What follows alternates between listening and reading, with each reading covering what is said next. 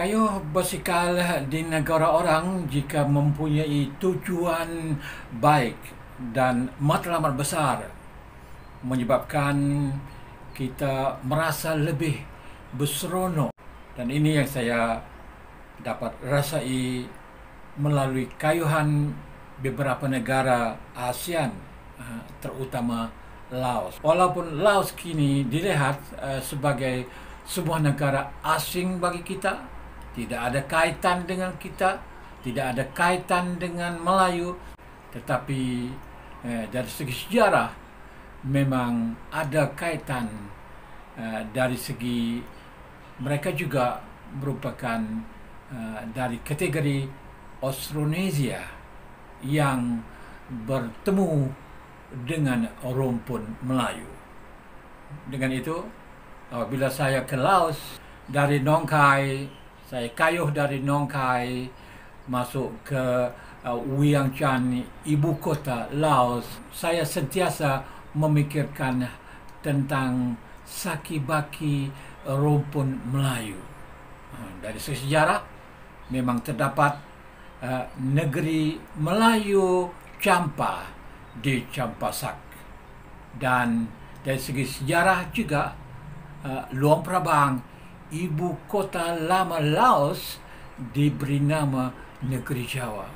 Dan ini menyebabkan kayuhan saya tak merasa penat, tak berasa letih, dan sentiasa memikir untuk mencari saki-baki rumpun Melayu di setiap pelosok tempat yang saya kayuh di Laos.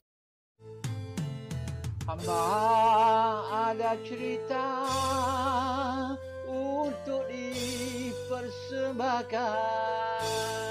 Assalamualaikum, salam bahagia saudara dan saudari yang budiman sekalian. Dalam 5 minit kali ini saya akan membawa anda meninjau di sekitar Luang Prabang untuk mengkaji dan mencari akar Jawa, untuk mengkaji dan mencari sisa-sisa budaya di Luang Prabang yang dulu diberi nama Negeri Jawa atau Kota Jawa itu. Saya meninjau di sekitar Luang Prabang, khususnya kawasan-kawasan pesisir Sungai Mekong dan Sungai Khan, di mana kedua-dua sungai ini datang bertemu di Luang Prabang dan membentukkan muara yang sangat cantik dan indah di ibu kota lama Laos ini.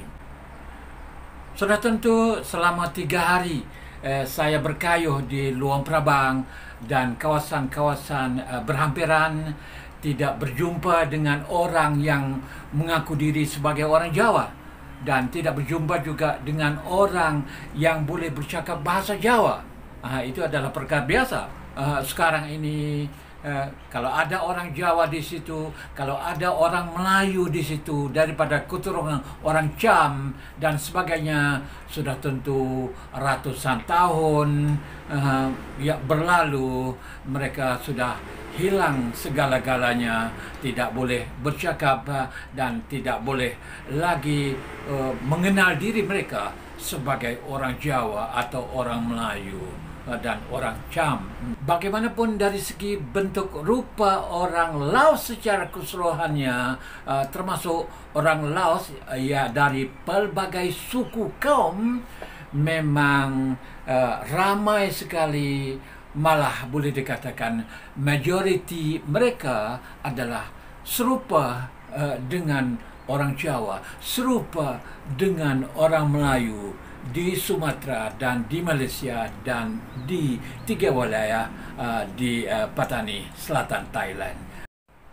Rupa bentuk macam orang Asia Tenggara, orang Nusantara masih dapat dilihat di kalangan penduduk Laos dari pelbagai kaum, termasuk orang Laos asli, orang Laos tulen. Perlu diingatkan di sini bahawa Laos sendiri separuhnya adalah merupakan kaum-kaum lain. Orang Laos sendiri tidak begitu banyak. Orang Laos sendiri yang lebih banyak tinggal di Thailand, di wilayah-wilayah Laos yang dulu berada di bawah Laos, dipanggil Pak Isan, di kawasan timur laut Thailand sekarang ini.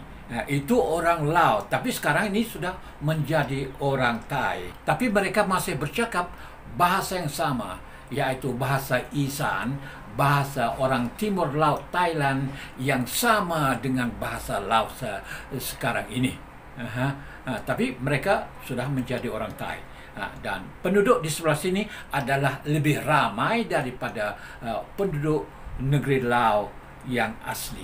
Begitu juga dari segi budaya, kita masih dapat lihat bahawa orang Laos secara keseluruhannya dari pelbagai kaum yang ada di Laos masih memakai pakaian tradisional sukuan hampir sama dengan penduduk Nusantara di Pulau Jawa, di Sumatera, di lain-lain pulau, seperti pakaian yang ini.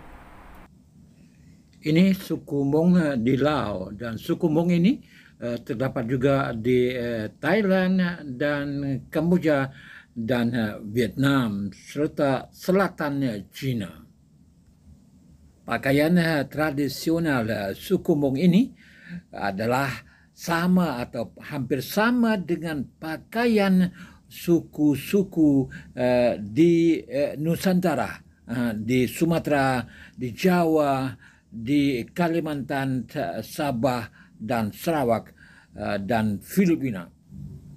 Dalam gambar ini adalah suku Batak yang mengenakan pakaian tradisional mereka. Malah lagu dan musik sukuan pun adalah hampir sama. Sebagai contoh, alat musik yang diperbuat daripada buluh atau bambu yang dipanggil ken merupakan alat musik tradisional yang terdapat di kalangan penduduk Laos dan penduduk Thai di kawasan timur laut Thailand. Alat musik ken ini adalah sama dengan alat musik sompoton yang digunakan oleh sesetengah suku di Sabah dan Sarawak dan di pulau-pulau lain di Nusantara.